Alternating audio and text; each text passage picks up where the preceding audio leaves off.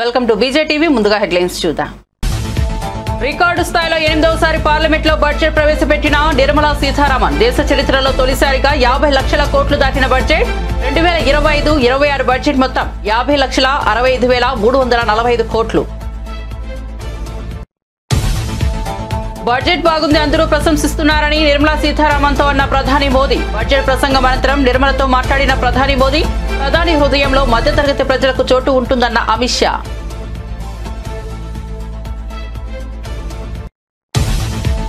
కేంద్ర budget command control room లో రేవంత్ రెడ్డి కీలక భేటీలో పాల్గొన్న ఉప ముఖ్యమంత్రి, మంత్రులు, ఆర్థిక శాఖ అధికారులు కేంద్ర ప్రభుత్వాన్ని అడిగిందేమిటి, ఇచ్చిందేమిటంటూ ముఖ్యమంత్రి అసంతృప్తి.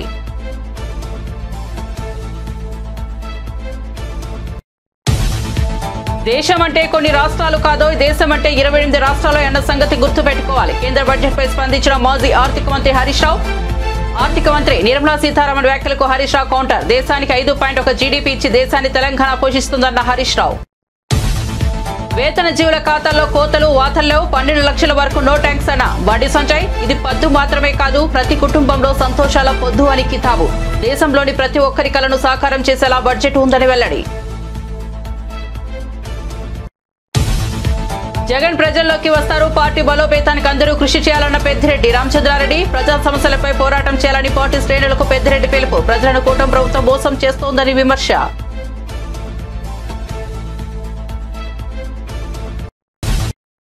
ఇక వార్త వివరాల్లోకి వెళ్తే, కేంద్ర ఆర్థిక మంత్రి నిర్మలా సీతారామన్ పార్లమెంట్ లో యూనియన్ బడ్జెట్ 2025-26ను ప్రవేశపెట్టారు. ఈసారి 50,65,345 కోట్ల భారీ బడ్జెట్ కేటాయించబడింది. దేశ ఆర్థిక వ్యవస్థను బలోపేతం చేయడంతో పాటు వివిధ రంగాలకు మరింత మద్దతుగా ఈ నిధులను కేటాయించారు. రక్షణ, వ్యవసాయం, ఆరోగ్యం, విద్య, ఐటీ, పట్టణాభివృద్ధి, శాస్త్ర సాంకేతిక రంగాలు వంటి ముఖ్యమైన శాఖలకు ఈ బడ్జెట్ లో ప్రాధాన్యత ఇచ్చారు. ఇకపోతే ఏ శాఖకు ఎంత బడ్జెట్ అన్న విషయానికి వెళ్తే, ఈ బడ్జెట్ లో రక్షణ, గ్రామీణ అభివృద్ధి, హోంశాఖ, వ్యవసాయం, విద్య, ఆరోగ్యం వంటి ముఖ్యమైన రంగాలకు భారీగా నిధులు కేటాయించారు. మరి ఏ శాఖకు ఎంతన్న విషయానికి వస్తే, రక్షణ రంగంకి 4,91,732 కోట్లు, గ్రామీణ అభివృద్ధికి 2,66,817 కోట్లు, హోంశాఖకు 2,33,211 కోట్లు, వ్యవసాయం మరియు అనుబంధ రంగాలకు 1,71,437 కోట్లు, విద్యారంగం 1,28,650 కోట్లు, ఆరోగ్య రంగంకి 98,311 కోట్లు, పట్టణ అభివృద్ధికి 96,777 కోట్లు, ఐటీ, టెలికాం 95,298 కోట్లు, ఇంధన రంగంకి 81,174 కోట్లు, వాణిజ్యం, పారిశ్రామిక రంగాలు 65,553 కోట్లు, సామాజిక సంక్షేమ రంగంకి 60,052 కోట్లు, శాస్త్ర సాంకేతిక రంగంకి 55,679 కోట్లు. ఈసారి బడ్జెట్ లో సమగ్ర అభివృద్ధికి ప్రాధాన్యత ఇచ్చారు.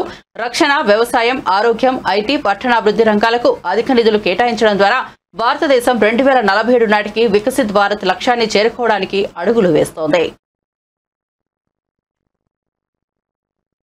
కేంద్ర ఆర్థిక మంత్రి నిర్మలా సీతారామన్ ప్రవేశపెట్టిన బడ్జెట్ అద్భుతంగా ఉందని ప్రధానమంత్రి నరేంద్ర మోదీ అన్నారు. పార్లమెంట్ లో బడ్జెట్ ప్రసంగం అనంతరం నిర్మలా సీతారామన్తో ప్రధానమంత్రి మోదీ ఈ మేరకు మాట్లాడినట్లు సంబంధిత వర్గాలు వెల్లడించాయి. ఈ బడ్జెట్ పై దాదాపు అందరూ ప్రశంసలు కురిపిస్తున్నారని నిర్మలా సీతారామన్ ను మోదీ అభినందించారు.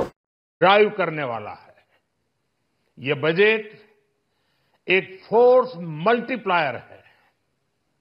ये बजट सेविंग्स को बढ़ाएगा, इन्वेस्टमेंट को बढ़ाएगा, कंजम्पशन को बढ़ाएगा और ग्रोथ को भी तेजी से बढ़ाएगा.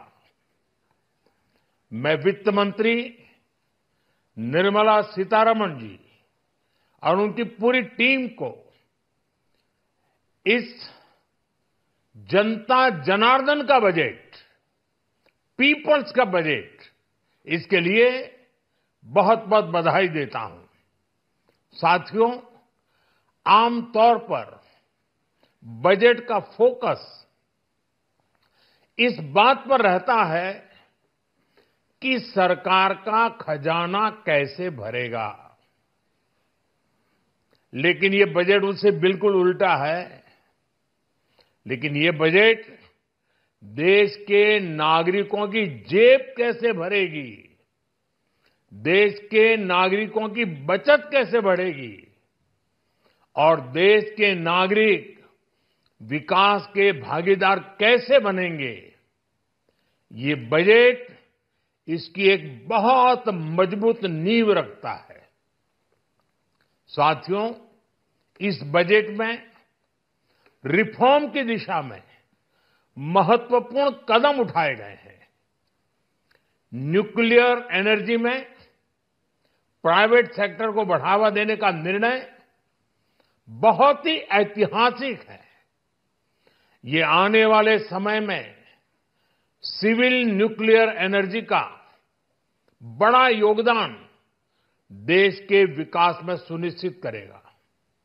बजट में रोजगार के सभी क्षेत्रों को हर प्रकार से प्राथमिकता दी गई है।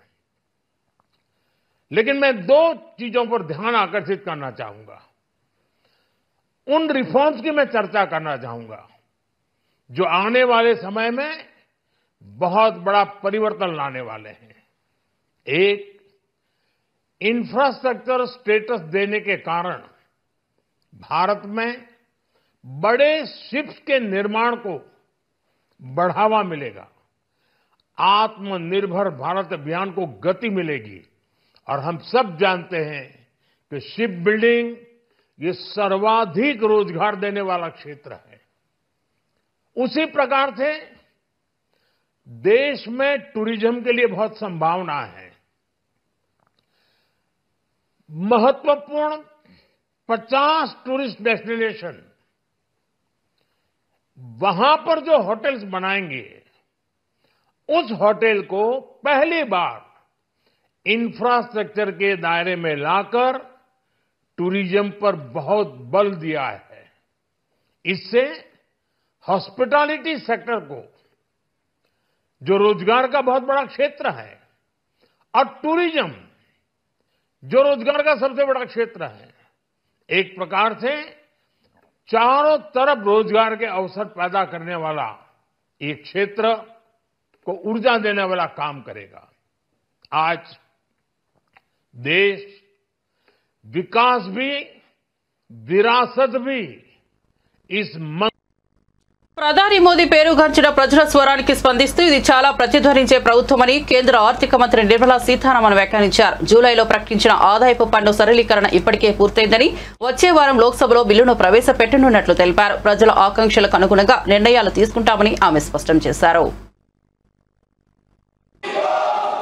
In this budget, the proposed development measures span 10 broad areas focusing on Garib, youth, Annadata and Nari, which I certainly would like to highlight, is responding to the voice of the people, which is what Prime Minister Modi is known for in his administration. It's a very responsive government. And as a result, the income tax simplification, which I announced in July, is already completed in its works, and we shall bring the bill in the next week. So the income tax simplification, about which in July budget I have gone in detail to say, the work is completed within 6 months is what I said. Within 6 months we brought the bill. It will be coming into the parliament next week. So if we are talking of reform inclusive of taxation, the work is done. This budget also speaks about rationalization in customs.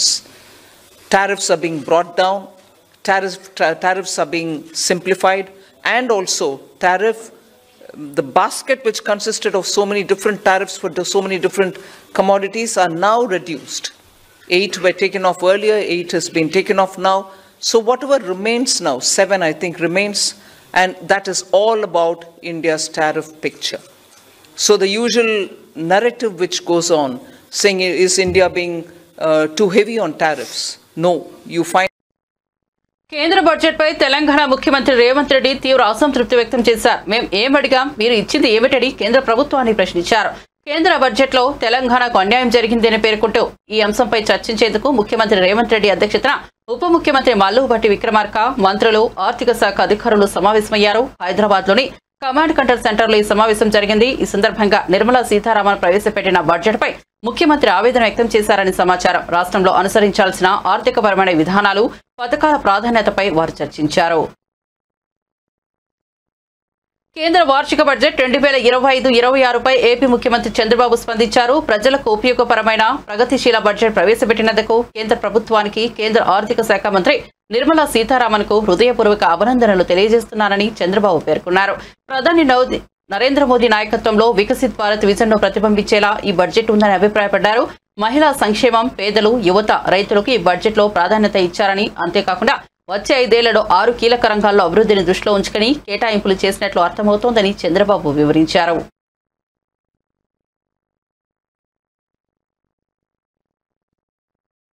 బడ్జెట్పై కేంద్ర మంత్రి కిషన్ రెడ్డి స్పందించారు. ఆయన మీడియాతో మాట్లాడుతూ కేంద్రం ఏ సంస్కరణ తీసుకొచ్చినా తెలంగాణకు భాగస్వామ్యం ఉంటుందని అన్నారు. తెలంగాణలో 10 లక్షలకు పైగా ఎంఎస్ఎంఈ ఉన్నాయి. స్టార్టప్ కంపెనీలకు కూడా లబ్ధి జరుగుతోంది. 5 ఏళ్లలో తెలంగాణ ఎంఎస్ఎంఈలకు 1,50,000 కోట్లు రాబోతున్నాయని కిషన్ రెడ్డి ప్రకటించారు. అర్బన్ ప్రాంతాలకు 10,000 కోట్లు రాబోతున్నాయని వెల్లడించారు.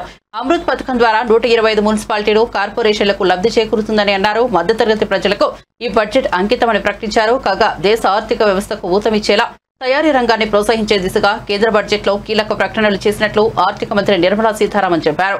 సమ్మిళిత అభివృద్ధి, పరిశ్రమలకు మద్దతు ఇచ్చేలా కీలక నిర్ణయాలు తీసుకున్నట్లు వెల్లడించారు. డెడికేట్ చేసినటువంటి వాళ్ళ యొక్క డ్రీమ్ బడ్జెట్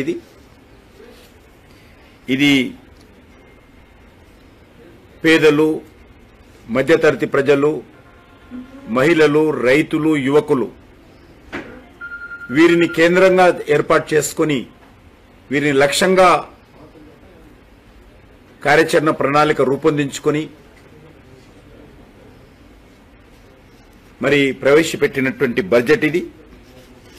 ముఖ్యంగా వికసిత్ భారత్ ఏదైతే లక్ష్యంగా పెట్టుకుని 2047లో మనం అభివృద్ధి చెందిన దేశంగా ఎదగాలని ఏదైతే భారత ప్రజలందరూ మనం ఆకాంక్షిస్తున్నామో దానికి వేసినటువంటి మొదటి అడుగుది. అంతేకాకుండా నేను ఇంతకుముందు చెప్పినట్టు మిడిల్ క్లాస్ ప్రజలు, మధ్యతరగతి ప్రజల యొక్క డ్రీమ్ బడ్జెట్ అని ఎందుకు అంటున్నామంటే ముఖ్యంగా వ్యక్తిగత ఇన్కమ్ ట్యాక్స్ పరిధిని నరేంద్ర మోడీ గారు ప్రధానమంత్రి అయినప్పుడు 2 లక్షలు ఎంతో ఉండింది.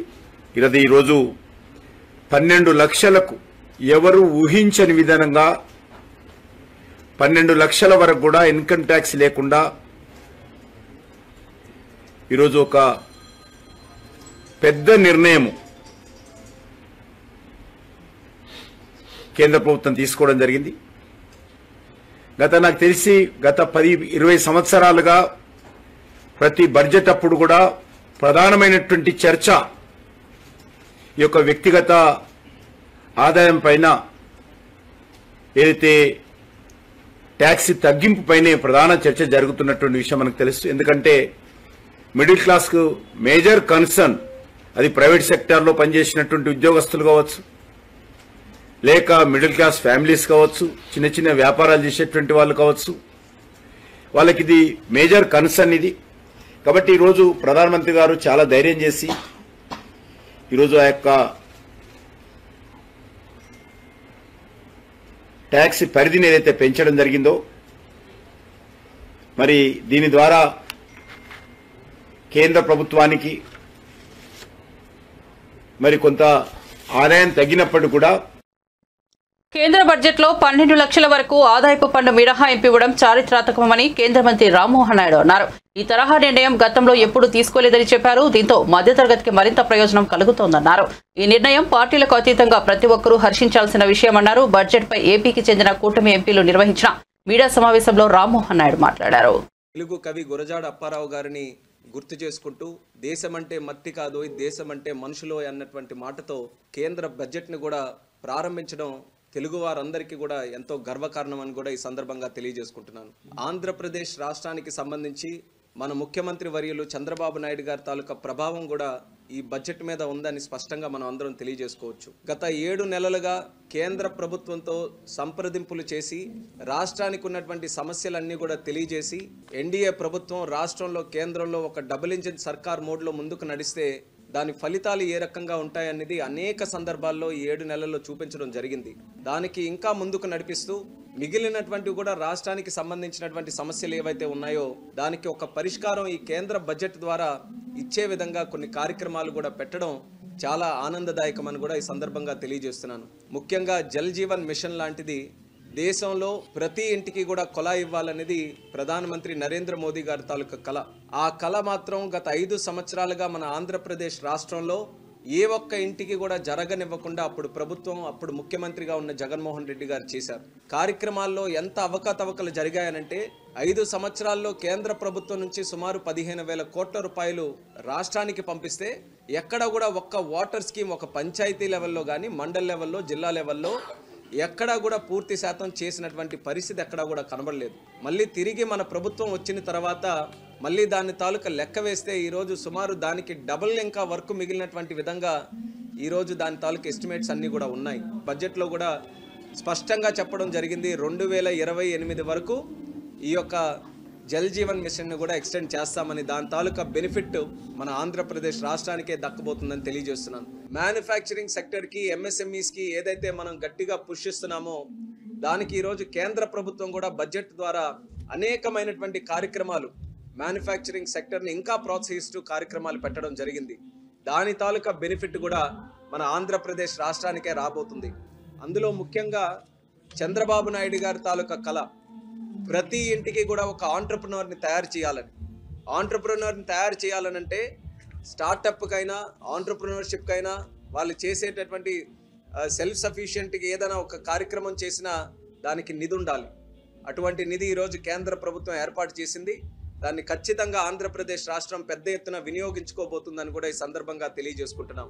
ఈ బడ్జెట్లో ప్రత్యేకంగా ఉడాన్ స్కీమ్ గురించి కూడా ప్రస్తావిస్తూ మరొక 10 సంవత్సరాలు ఉడాన్ స్కీమ్ని ఎక్స్టెండ్ చేస్తూ 120 కొత్త డెస్టినేషన్ని కనెక్ట్ చేస్తామని నిర్మలా సీతారామన్ గారు కూడా చెప్పారు. దానికి కూడా ప్రత్యేకమైనటువంటి ధన్యవాదాలు తెలియజేసుకుంటున్నాను.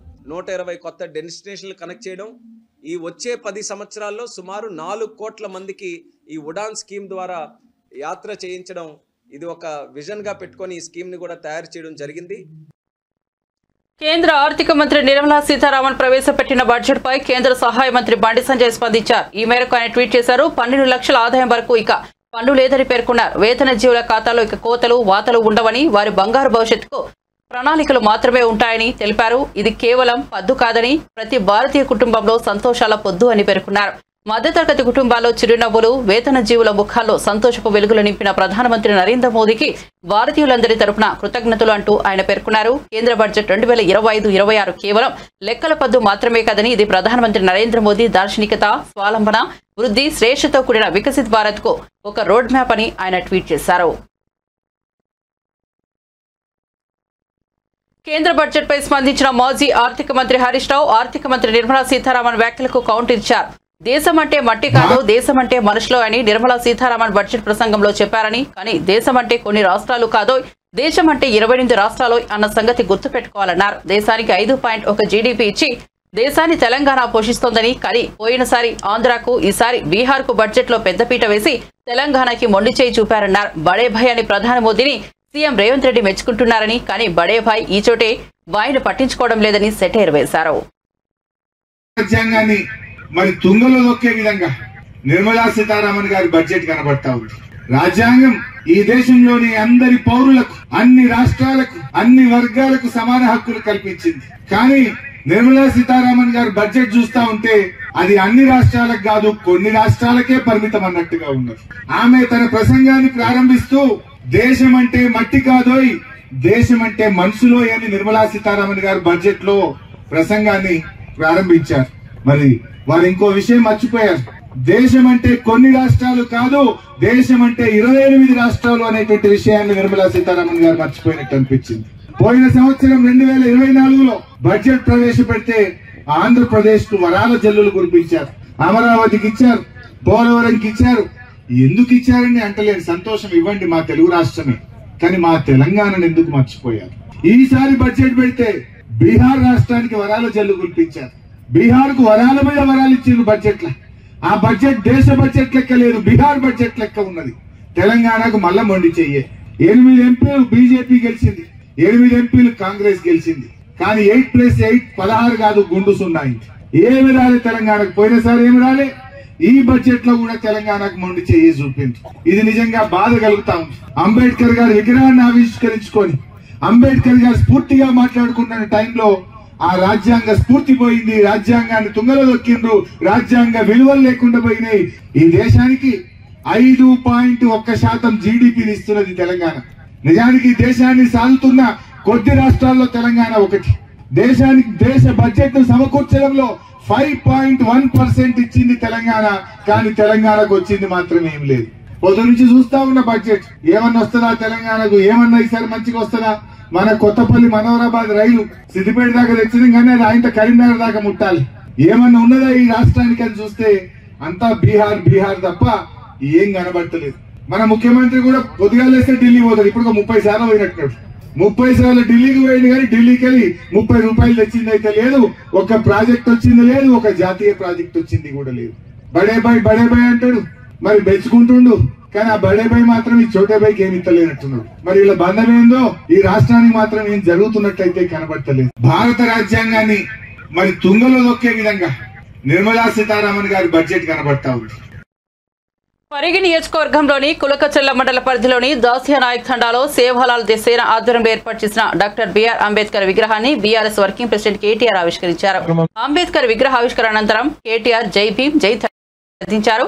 ఈ కార్యక్రమంలో పరిగి మాజీ ఎమ్మెల్యే కుప్పల మహేశ్వర్ రెడ్డి, మాజీ మంత్రులు సబితా ఇంద్రారెడ్డి, శ్రీనివాస్ గౌడ్, వికారాబాద్ మాజీ ఎమ్మెల్యే మెతుకు ఆనంద్, కొడంగల్ మాజీ ఎమ్మెల్యే పట్నం నరేందర్ రెడ్డి, హుజూరాబాద్ ఎమ్మెల్యే పాడి కౌశిక్ రెడ్డితో పాటు పలువురు నేతలు కార్యకర్తలు భారీ సంఖ్యలో పాల్గొన్నారు. బయలుదేరిన కాడికెళ్ళి ఇప్పటిదాకా ఇంకొక 15 నిమిషాల్లో టైం అయిపోతుందంటే ఇప్పుడు మైక్ ఇచ్చిండు. పొద్దున్న నుంచి ఇప్పటిదాకా మరి వేలాది మందిని కలుసుకున్నాం. ఎక్కడికక్కడ మధ్యలో వచ్చేటప్పుడు రైతు కూలీలను కలిసినాం, అట్లాగే మధ్యలో రైతులను కలిసినాం. చాలా మంది పరిగి నియోజకవర్గ ఆడబిడ్డలను అన్నాదమ్ములను ఇలా కలుసుకునే అదృష్టం కలిగింది. దానికి కారణం ఇవాళ డాక్టర్ బాబాసాహెబ్ అంబేద్కర్ విగ్రహావిష్కరణ ఇక్కడ పెట్టుకున్నందుకే ఈ అదృష్టం కలిగింది.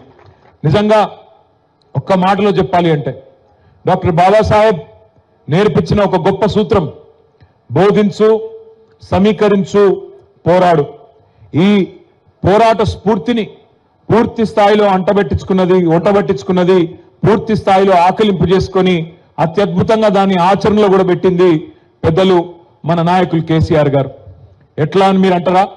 2001లో ఆనాడు తెలంగాణ ప్రాంతంలోని అన్ని వర్గాల ప్రజలకు, ఇక్కడ ఉండే రైతులు కావచ్చు, మహిళలు కావచ్చు, యువత కావచ్చు, పెద్ద మనుషులు కావచ్చు, అందరికీ జరుగుతున్న అన్యాయాన్ని దృష్టిలో పెట్టుకొని లక్షల సంఖ్యలో ప్రజల్ని సమీకరిస్తూ తెలంగాణ రాష్ట్రం ఏర్పడితే వాళ్ళకొచ్చే లాభం ఏందో వాళ్లకు బోధిస్తూ అడుగడుగున తెలంగాణ సమస్యల పట్ల ఆనాటి కేంద్ర ప్రభుత్వం కావచ్చు, రాష్ట్ర ప్రభుత్వం కావచ్చు, వారి మీద పోరాడుతూ, బోధిస్తూ, సమీకరిస్తూ, పోరాడుతూ 14 ఏళ్లు పోరాడి చివరికి అహింసాయుతమైన పద్ధతుల్లో చావు నోట్లో తలబెట్టి మీ అందరి దయతో డాక్టర్ బాబాసాహెబ్ రాసిన ఆ రాజ్యాంగం ఆధారంగా ఆర్టికల్ 3 ఆధారంగా రాష్ట్రాన్ని సాధించుకున్నాము అంటే ఖచ్చితంగా ఆ మహనీయుడికి గట్టిగా చప్పట్లతో మనం ఒకసారి ధన్యవాదాలు, నివాళులు చెప్పాలి.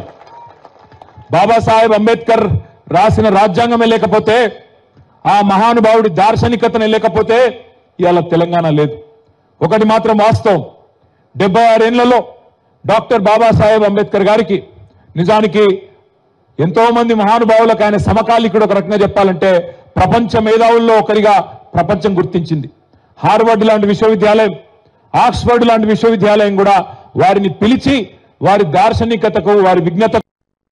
ఆంధ్రప్రదేశ్లో పింఛన్ల పండుగ మొదలైంది. వృద్ధులు, వితంతువులకు ప్రభుత్వం 1వ తేదీనే పింఛన్లు అందించింది. అన్నమయ్య జిల్లా రాయచోట్లో ముఖ్యమంత్రి చంద్రబాబు పర్యటించారు. ఓ వృద్ధురాలి ఇంటికి వెళ్లి స్వయంగా పింఛన్ అందిస్తారు. ఆమె సమస్యలు అడిగి తెలుసుకున్నారు. ఆమెకు ఇల్లు నిర్మించి ఇస్తానని హామీ ఇచ్చారు.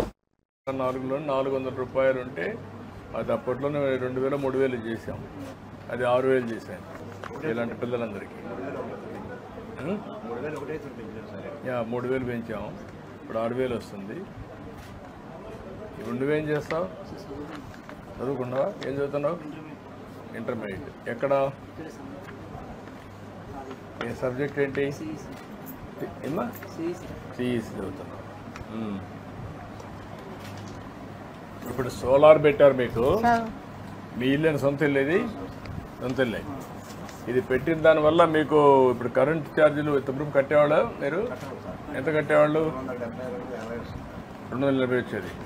ఇప్పుడు 280 నుంచి కరెంట్ ఛార్జీలు కట్టే పని లేదు. ఇంకా ఇది పెట్టాం కాబట్టి అంతవరకు ఒక పని అయింది. రెండోది కూడా కరెంట్ మిగిలితే మీరు ఆ కరెంట్ గ్రిడ్ తీసుకొని దానికి కూడా కొంత డబ్బులు ఇస్తారు. 130 యూనిట్స్ వాడుతున్నావు, ఇప్పుడు పెట్టిన దానివల్ల దగ్గర 250 యూనిట్లు మినిమం వస్తుంది. అంటే ఒక 120 యూనిట్లు సర్ప్లస్ వస్తుంది, మిగులుతుంది. మనవరాలు ఉన్నాయి సార్, మనవరాలు 6 నెలలైంది, పెళ్ళి 4 ఏళ్ళైంది, మగ 2 నెలలు 3 నెలలు చచ్చిపోయినా సార్. చిన్న బిడ్డలో నేత బిడ్డలో. వర్క్ ఫ్రం హోమ్ చేసే సాఫ్ట్వేర్ ఇంజనీర్లపై సీఎం చంద్రబాబు ఆసక్తికర వ్యాఖ్యలు చేశారు. ఉద్యోగరీత్యా ఓ వైపు ఉండి ఇంటి నుండి పనిచేస్తున్న సాఫ్ట్వేర్ ఇంజనీర్లు మంత్రి పదవిని చేపట్టొచ్చని సరదాగా వ్యాఖ్యానించారు. పింఛన్ల పంపిణీలో భాగంగా రాయచోట్లో ఏర్పాటు చేసిన కార్యక్రమంలో సీఎం చంద్రబాబు పాల్గొన్నారు. ఈ సందర్భంగా వర్క్ ఫ్రం హోమ్ చేస్తున్న పలువురు సాఫ్ట్వేర్ ఇంజనీర్లతో ముచ్చటించారు. చంద్రబాబు కల్పించిన అవకాశాలతో తాము ఇప్పుడు ఓ వైపు ఉద్యోగం చేస్తూనే మరోవైపు రాజకీయాల్లోనూ రాణిస్తున్నారని వారు చెప్పారు. వారి అనుభవాలను విని చంద్రబాబు సంతోషించారు. భవిష్యత్తులో వారే రాజకీయాల్లో ఎదిగి మంత్రులు కూడా కావచ్చని వ్యాఖ్యానించారు. స్టిల్ వర్క్ చేస్తూ 2020లో నేను మన మోటకట్లకు విలేజ్కి వచ్చిన తర్వాత ఇక్కడ నాకుండే 15 ఎకరాల వ్యవసాయం చేసుకుంటూ తల్లిదండ్రులు చూసుకుంటూ ఉద్యోగం చేసుకుంటూ ఉన్నాను. మండిపల్లి రామప్రసాద్ గారి స్ఫూర్తితో ఆయన అంచుడిగా ఉంటూ తెలుగుదేశం పార్టీలో ఈరోజు క్రియాశీలక ఒక నాయకునిగా ఒక సభ్యునిగా ఎదిగి ఒకవైపు రాజకీయాలు చూసుకుంటూ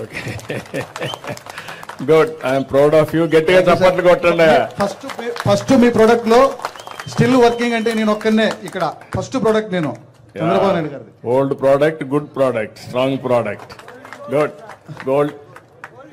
దెన్ నెక్స్ట్ 1 minute మీ అనుభవాలు చెప్తే అందరికి మీరు ఒక స్ఫూర్తి కావాలి, అందుకే మీరు మాట్లాడిస్తున్నా. నాకు ఈ అవకాశం ఇచ్చిన నవేంద్రప్రదేశ్ నిర్మాత నారా చంద్రబాబు నాయుడు గారికి, రామప్రసాద్ డేటాలో గత 10 years నుంచి పనిచేస్తున్నాను.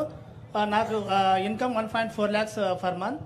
వర్క్ ఫ్రమ్ హోమ్ పెట్టిన అవకాశంగానే నేను 2004లో జరిగిన ఎలక్షన్లో నేను పాలిటిక్స్లోకి డైరెక్ట్గా వచ్చి తెలుగు యువత అధికార ప్రతినిధికి కూడా నన్ను నియమించడం జరిగింది.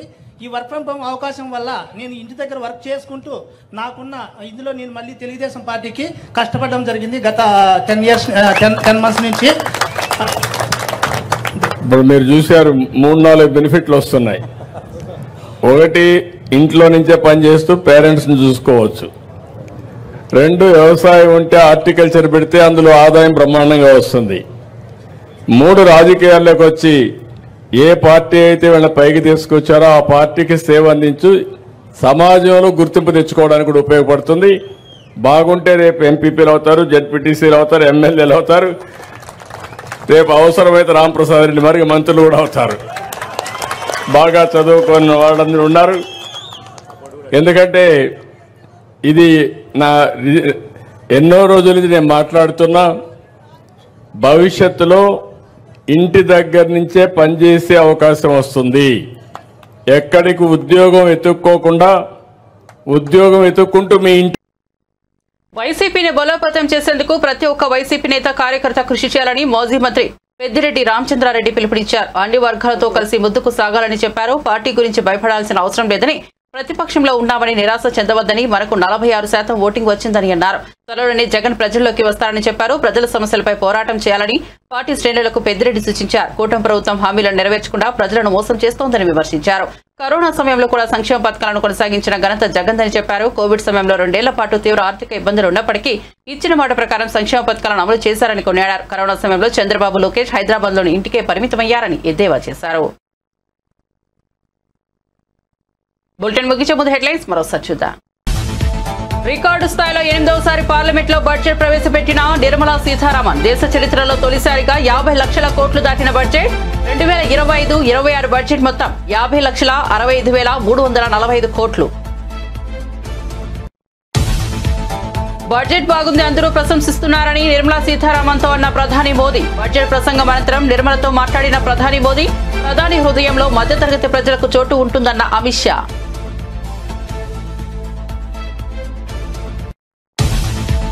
కేంద్ర బడ్జెట్ కమాండ్ కంట్రోల్ రూమ్ లో రేవంత్ రెడ్డి కీలక భేటీలో పాల్గొన్న ఉప ముఖ్యమంత్రి, మంత్రులు, ఆర్థిక శాఖ అధికారులు కేంద్ర ప్రభుత్వాన్ని అడిగిందేమిటి, ఇచ్చిందేమిటంటూ ముఖ్యమంత్రి అసంతృప్తి.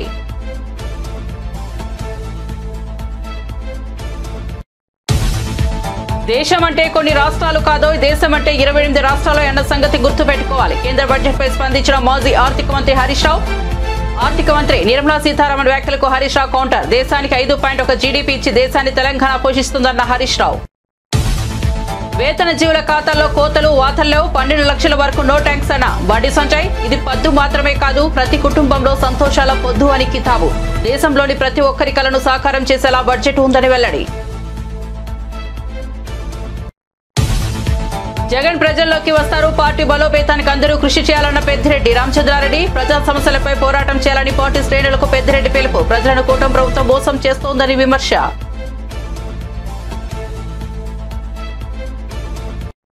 మరిన్ని అప్డేట్స్ కోసం చూస్తూనే ఉండండి బీజేటీవీ.